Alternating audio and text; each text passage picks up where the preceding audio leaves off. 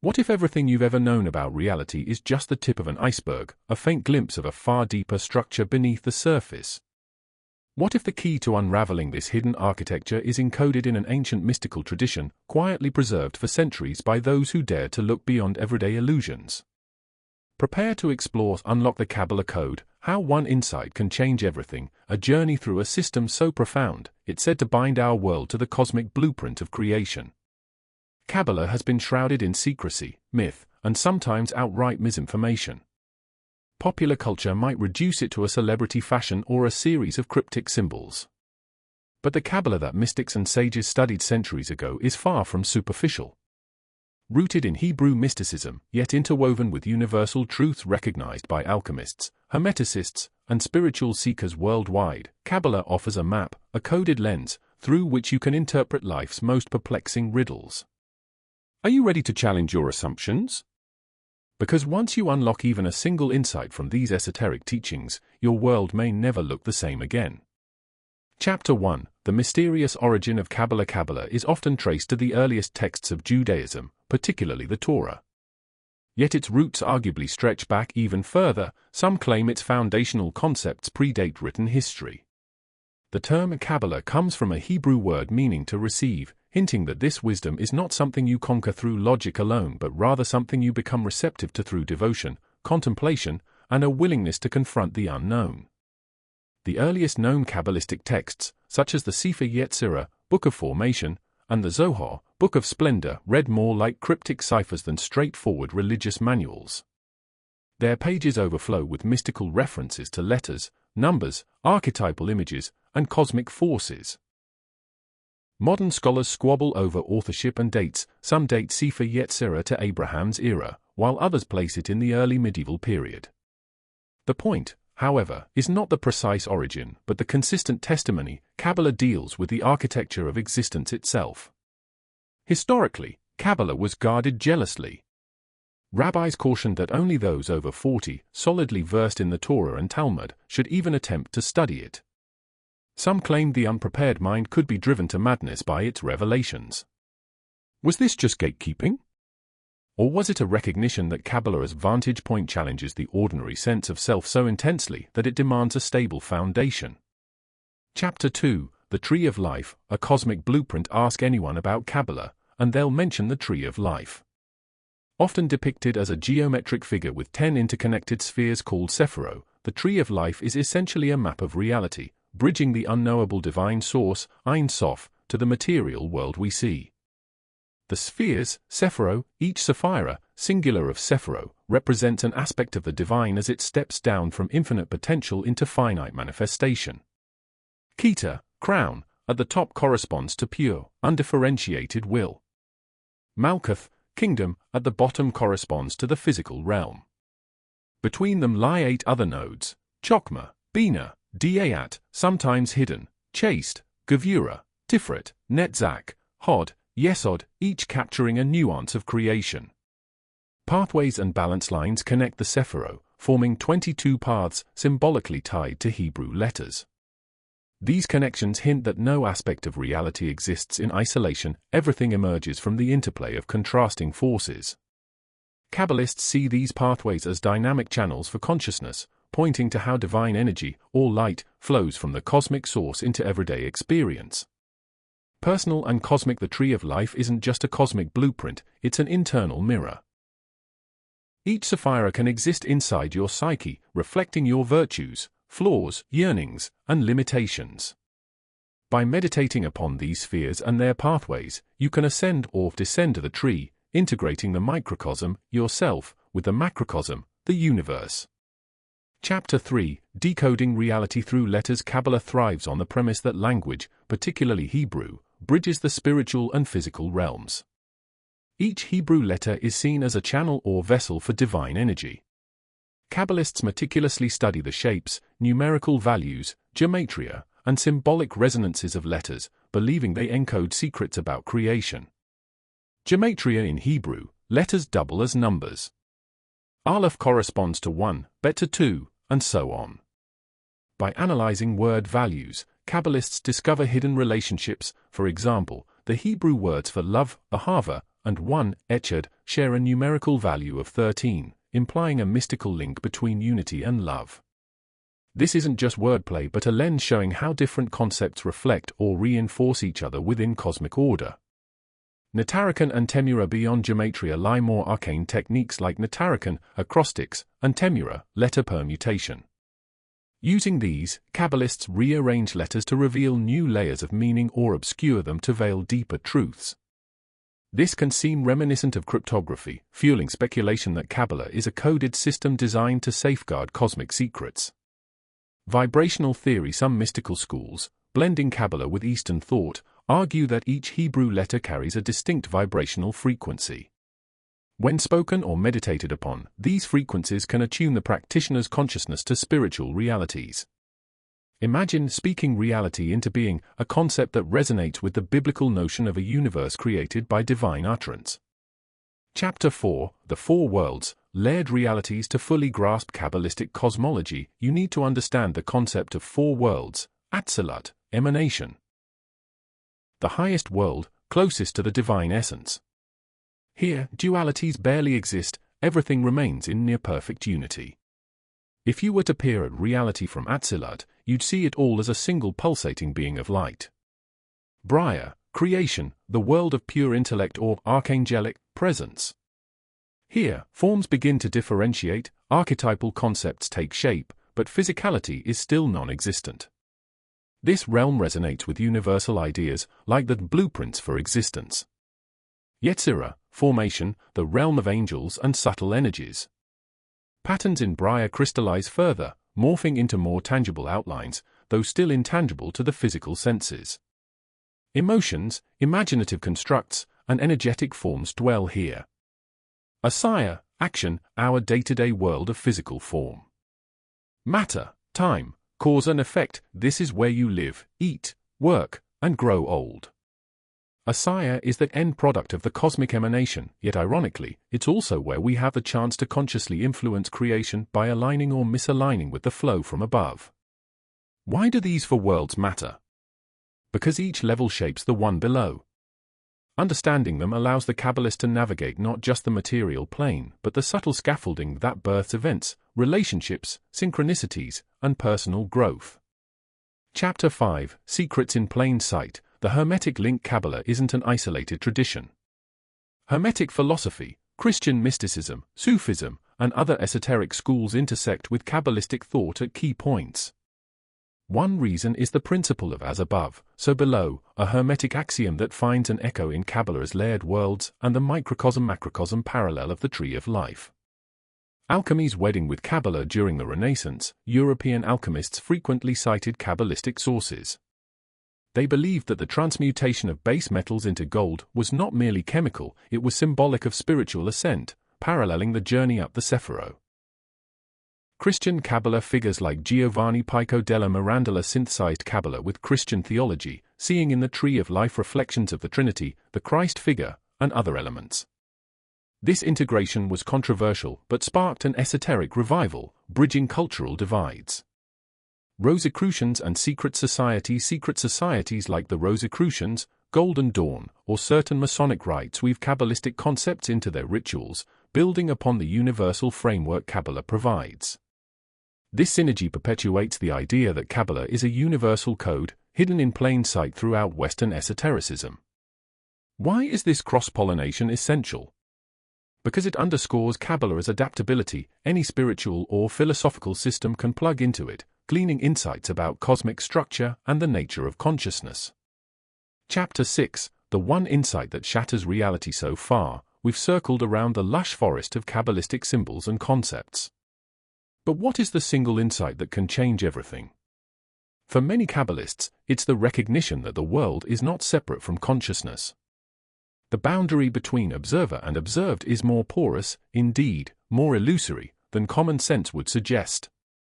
The divine spark within Kabbalah posits that each soul carries a divine spark, a fragment of the infinite. On one hand, you appear bound by time, space, and physical laws. On the other, your core is intimately linked to the Ein Sof, the limitless Godhead. Grasping this fosters a radical shift. You're not just living in the universe, you are a co-creator with cosmic potential. Reality as language. If the letters of creation literally shape existence, then you are perpetually involved in weaving that tapestry through your choices, words, intentions, and spiritual posture. The distinction between inside and outside dissolves into a continuum. What you think, what you speak, how you act. These become potent acts of creation or destruction. Transcending the ego. The biggest obstacle to this insight is the ego, the sense of separateness. Kabbalah challenges you to see the ego for what it is, a partial lens. By walking the path of tikkun, rectification or repair, you gradually tune the ego to serve higher purposes. Each time you align personal will with the divine flow, you integrate more fully into the cosmic dance. This sense of alignment changes your daily experiences, synchronicities spike, relationships deepen, illusions crumble. Once you perceive that your mind and the cosmos interlock, your sense of impossible shrinks. Life ceases to be a random series of events happening to you, it becomes a dynamic interplay in which you hold an active, collaborative role. Chapter 7, Practical Pathways, Tools for Awakening. Kabbalah isn't a mere intellectual curiosity. It's a living tradition, replete with practices aimed at internalizing the cosmic code. Contemplative meditation. Classic Kabbalists sometimes meditate on the Sephirot or Hebrew letters, visualizing each as a channel of divine energy. Focusing on the letter Aleph, for instance, might help them attune to the primal breath of creation. This practice can lead to heightened intuition, spiritual dreams, or even ecstatic states. Permutation of letters, tzaruf. This involves systematically rearranging Hebrew letters in sacred names or phrases. The intention is to bypass linear thinking and provoke glimpses into deeper layers of reality. Sometimes these permutations induce states akin to flow, where your mind navigates symbolic landscapes effortlessly. Study and discussion. Traditional Kabbalistic circles emphasize group study. Wrestling with a text like the Zohar can be cryptic, so each student offers their perspective, sparking revelations. This communal approach underscores that while solitude benefits introspection, collaborative inquiry ensures you don't spiral into subjective fantasy. Chanting and prayers. Certain liturgies or chants in the Jewish tradition are steeped in Kabbalistic meaning. Repetitive incantations of words like Shema Yisrael or Anna Bakoch are said to open energetic gateways. The devout believer is no longer reciting random syllables but reverbalizing the code that animates existence. Integration with daily life. Perhaps the most potent tool is applying Kabbalistic wisdom to mundane affairs. Each moment, whether at work, eating, or talking with a friend, becomes an opportunity to unify the lower and higher worlds. By infusing small acts with intention, you enact tikkun, gradually mending the cosmic tapestry. Chapter 8, The Shadow Side, Cautions and Misconceptions. Where there is spiritual light, there's a risk of confusion or darkness. Kabbalah's complexity can tempt individuals to misuse or trivialize it. Spiritual materialism. Some approach Kabbalah like a vending machine. If I say the right incantations or decode a set of gematria, I'll manifest wealth or power. This shallow approach misses Kabbalah's essence. While the system acknowledges that intention can influence reality, it's intended for alignment with divine will, not personal ego gratification. Over-intellectualization. Another trap is treating Kabbalah purely as an intellectual puzzle, fascinating, but divorced from daily life. The Zohar warns that knowledge without the heart is barren. Real Kabbalah entails both comprehension and transformation. Ego inflation. Ironically, learning about your divine spark and cosmic role can inflate the ego if humility doesn't accompany it. True Kabbalists often emphasize devotion and ethical living. They remind seekers that a single mismatch between claims and actions can undermine everything. False teachers and commercial exploitation. In modern times, celebrities and pop culture have latched onto Kabbalah. While some bring genuine curiosity, others peddle superficial products. People pay for red strings or special water, imagining it grants mystical powers. Authentic practice is not about quick fixes, it's about inner work and sincerity. Chapter 9, Stories of Encounters with the Code. Rabbi Isaac Luria, the Arizal, a 16th century teacher in Safed who reshaped Kabbalah.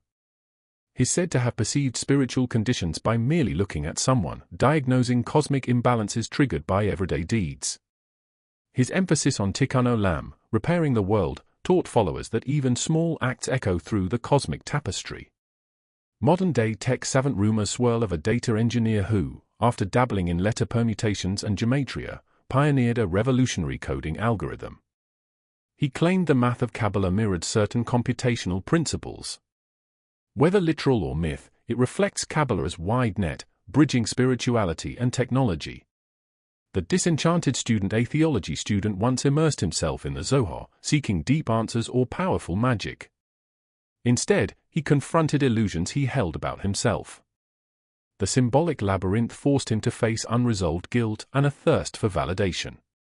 Gradually, he found peace, realizing the greatest trick Kabbalah offers is humility and love. Chapter 10: The Paradox of Revealing the Hidden. Kabbalah was once taught in hushed whispers. Today, entire websites dissect it openly, and its symbols grace pop stars and high-end brand designs. Some see this as a spiritual renaissance, others fear dilution of a sacred tradition.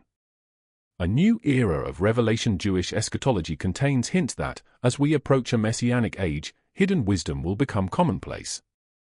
Maybe the mainstreaming of Kabbalah is part of that potential dilution, or it could be that depth is lost in mass consumption. People adopt the aesthetics, but not the rigors. They wave the tree of life symbol around, never realizing it's a door, not a decoration. Ultimately, the call to receive remains. Will you approach Kabbalah with respect and earnest seeking, or chase it as a novelty? Chapter 11: Reality Remade. When insight strikes, then one day, it happens. You read a line in the Zohar or find a gematria link that resonates with a personal struggle. A moment of clarity washes over you, the divisions you once saw between self and world, matter and spirit, external and internal, begin to blur. A sense of awe arises, tinged with excitement, maybe a bit of fear. You realize you're not just an observer in life's drama, you're a participant with a script-writing pen in your hand. The shift in daily life stress at work or conflict in relationships no longer appear random. You see them as threads in a tapestry, each moment offering a chance for rectification. Problems become catalysts for growth. You might find yourself spontaneously connecting with people who share your quest, or encountering timely coincidences that steer you forward. Permanent questioning this epiphany doesn't solve everything. If anything, it can spark more profound questions. But the difference is you now sense a hidden order behind chaos. Instead of feeling victimized by circumstances, you approach them as part of a grand cosmic puzzle, one you're helping to solve each day. Chapter 12: A Vision for the Future. Co-creation. If the Kabbalah code teaches that consciousness shapes reality, imagine the collective potential if enough people tapped into it. The possibility of co-creating a more harmonious world grows tangible. Perhaps that's the ultimate tikkun olam, not an apocalyptic reset, but a gradual evolution as more individuals awaken to the living tapestry of existence. Global tikkun: ecological crises, social injustices, existential disconnection. Kabbalah suggests all these stem from fragmentation, from forgetting our unity. Real healing demands spiritual maturity. That means each person does their part, aligning heart, mind, and deeds with the cosmic blueprint. Beyond religious boundaries, though rooted in Jewish mysticism, Kabbalah transcends labels.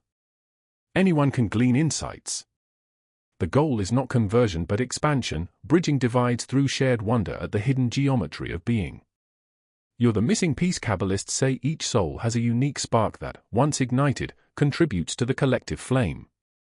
Your insights, talents, and life story are not accidents, they're coded elements of a cosmic script. By activating them, you fulfill a portion of the universal design, opening the door for even broader revelations. Chapter 13: The Road Ahead. Embracing the enigma. Yet for all its grandeur, Kabbalah also humbles you. The more you learn, the more you realize how infinite the puzzle is. Each new answer births deeper questions. The Zohar calls creation a scroll of secrets, continuously unrolling. You're invited to read, interpret, question, and never fully exhaust its depths. Doubt is part of the journey, fueling curiosity that leads to deeper study and transformative practice. Some days, you'll feel connected to the cosmic script, other days, you'll feel lost. Kabbalah doesn't promise eternal bliss, but a dance between veiling and unveiling, separation and unity, ignorance and revelation. Chapter 14, An Unpredictable Finale. Will you turn the key? You set out to unlock the Kabbalah code. The code remains half hidden, half revealed. Ultimately, no script, no matter how detailed, can deliver the fullness of the Kabbalistic experience. It can only point, beckon, and dare you to leap. Where do you go from here? You might delve into classical texts, the Sefer Yetzirah, Zohar, works of Isaac Luria, or modern commentaries by figures like Rav Ashlag. You might experiment with meditating on a single Hebrew letter every morning, journaling any odd synchronicities or emotional shifts. You might find a teacher or a study group that resonates with your spiritual orientation, be it traditional or cross-cultural. But be warned, once you taste a true Kabbalistic insight, there's no going back. Life gets infused with an otherworldly spark. Colors appear richer, events more purposeful, relationships more layered, and your sense of identity evolves from a lonely self to a cosmic participant. And that's precisely how one insight can change everything. You stand at the threshold of your old reality, holding a key that leads into new dimensions. Turn it, if you dare. In our contemporary world of smartphones and social media, it may seem odd that an ancient mystical tradition would find renewed relevance. Yet Kabbalah quietly gathers fresh followers, seekers who feel there's more to life than what mainstream culture offers. Some discover Kabbalah through online study groups, podcasts on Jewish mysticism, or even cross-cultural retreats that merge meditation with teachings from the Zohar. Why this resurgence now? A search for depth amid distraction. The constant pings and notifications of modern life rarely fulfill our deeper yearnings. Kabbalah responds with a grand, unifying vision. Creation is not random but purposeful. Every soul's journey holds cosmic significance. This resonates with people feeling unmoored in a rapidly shifting society. Science meeting mysticism. Current explorations in quantum mechanics, cosmology, and the study of consciousness often echo Kabbalistic themes, like observer-based reality or multilayered universes. While science and mysticism remain distinct languages, parallels between them fascinate a generation raised on both spiritual inquiry and scientific curiosity. Cultural syncretism. New spiritual movements freely blend Zen, yoga, shamanic practices, and Kabbalah, forging unique hybrids. While this raises eyebrows among purists, it also sparks creative insights. Perhaps all genuine mystic paths, from Tibetan Buddhism to the Hermetic teachings, converge on universal truths. Chapter 16, Tikkun Olam, From Theory to Lived Practice. We've touched upon Tikkun Olam, often translated as repairing the world. But how does one actually live this principle day to day? Micro-tikkun. This begins with choices in personal life. For instance, every morning, ask, how can I inject more light or compassion into ordinary tasks? Maybe it's a sincere greeting to a stressed coworker or cooking a meal for a neighbor in need. Such acts, while modest, stitch small tears in the fabric of collective life. Macro-tikkun. On a broader scale, Tikkun Olam can inspire activism, addressing social injustice, environmental stewardship, or education reform. Kabbalah views these not merely as moral duties but as spiritual imperatives that accelerate cosmic repair. A recycling program or a social enterprise might appear mundane on the surface, yet from a Kabbalistic lens, every move toward harmony realigns subtle energies. Unified lens. The more you embrace Tikkun, the more you sense that personal growth and social transformation are linked. Healing your own emotional wounds fosters clarity and empathy, driving you to help heal the world. Conversely, actively serving the community refines your character, revealing deeper layers of your own soul. Chapter 17, Embracing Challenges as Portals. Life inevitably dishes out struggles, heartbreak, job loss, illness. Kabbalah frames these not as punishments but as catalysts for unveiling hidden sparks of holiness within you. Instead of why me? The question becomes, what lesson or rectification is this moment calling me to undertake? Radical acceptance. In confronting adversity, first acknowledge the reality. Denial or bitterness blocks the deeper transformation. Kabbalistic teachings stress that we meet pain head-on, trusting that each crack in our facade can let in more divine light. Alchemical inner work. Just as alchemists transmute base metals into gold, you can transmute frustration into resilience or loneliness into self-discovery. This inner alchemy is not passive. It demands reflection, prayer, or conversation with supportive mentors. You wrestle with the darkness until it reveals its hidden gift. Broader impact: healing personal wounds often has a ripple effect. Relieving your own suffering reduces the mental clutter that can lead to unkindness or unconscious harm toward others. In Kabbalistic thinking, every personal rectification nudges the collective closer to redemption. Chapter 18: The World of Dreams. Kabbalah's subconscious terrain. An often overlooked aspect of Kabbalistic law is its perspective on dreams. While not as systematically developed as, say, Tibetan dream yoga, references to dream work abound in Jewish mystical texts and rabbinic discussions. Nocturnal ascent: certain passages suggest that, during sleep, part of the soul ascends to subtler realms, perhaps brushing against archangelic forces in Briar or absorbing lessons from a higher vantage point. Waking with vivid images or emotions may be the residue of these journeys. Symbolic language: much like Hebrew letters conceal cosmic patterns, dream symbols can be read like ciphers. A dream involving water might point to the energy of chaste, loving kindness and flow, while a tower could reflect spiritual aspiration, perhaps Tiferet bridging the cosmic middle. Journal keeping can help decode these personal myths. Prophetic glimpses: Jewish tradition holds that genuine prophecy sometimes emerges through dreams. While not every dream is a vision, Kabbalah entertains the notion that crucial warnings or creative solutions might appear under cover of night, bypassing the defenses of our waking ego. Seasoned practitioners approach these messages with reverence but also discernment, sorting cosmic truth from random mental noise. Chapter 19: Digital Kabbalah, Friend or Foe? In an era where apps guide meditation and websites dissect spiritual teachings, how does Kabbalah adapt to technology? Online learning, virtual study groups can connect seekers from different continents, democratizing a once guarded tradition.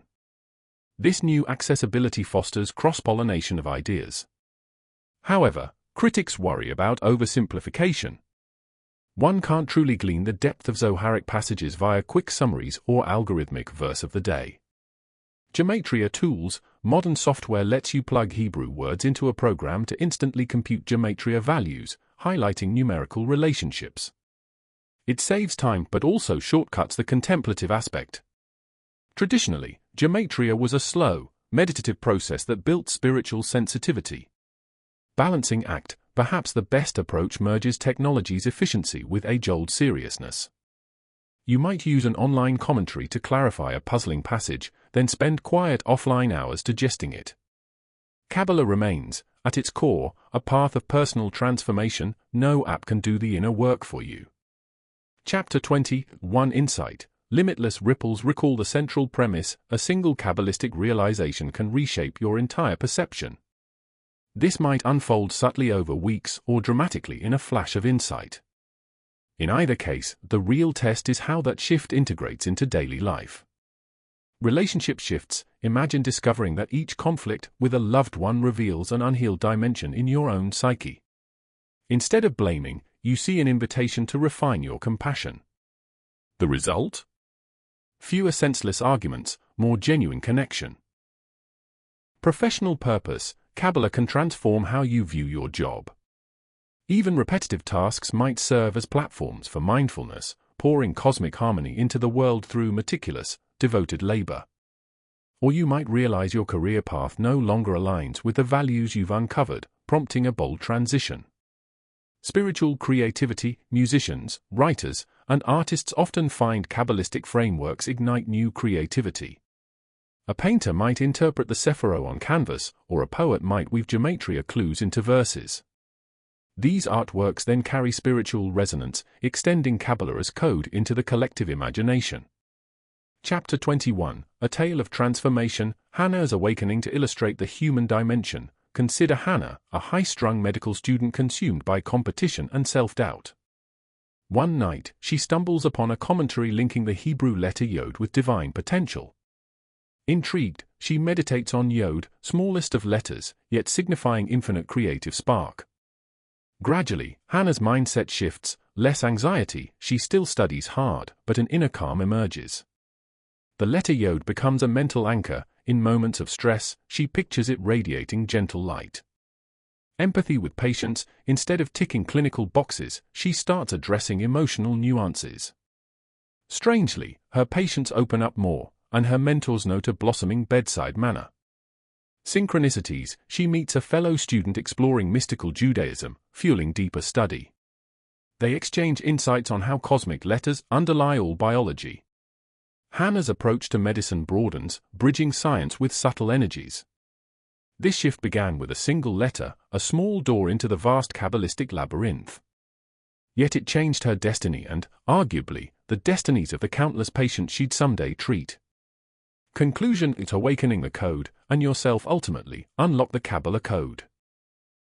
How one insight can change everything is not about memorizing mystical diagrams or parroting arcane phrases. It's about rediscovering the hidden architecture of reality and your place within it.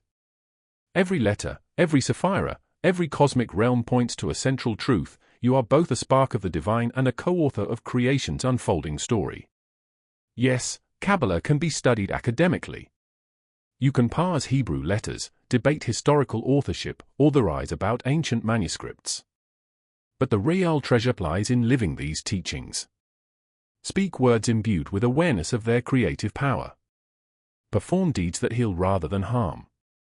Contemplate daily how your soul's yearnings knit into the broader tapestry of humanity. And so this script ends, but your path may just be starting. Perhaps you'll take the next step tomorrow, or months from now, or in some unexpected moment of curiosity. Whenever it happens, remember that the simplest shift, a new kindness, a fresh insight, a willingness to see the bigger picture, can indeed change everything. You hold the key. Kabbalah merely shows you the door. May your journey be blessed with wonder, perseverance, and the quiet thrill of participating in the world's ongoing creation. In the silent space of your heart, you already know the code is there, waiting for you to speak it into life.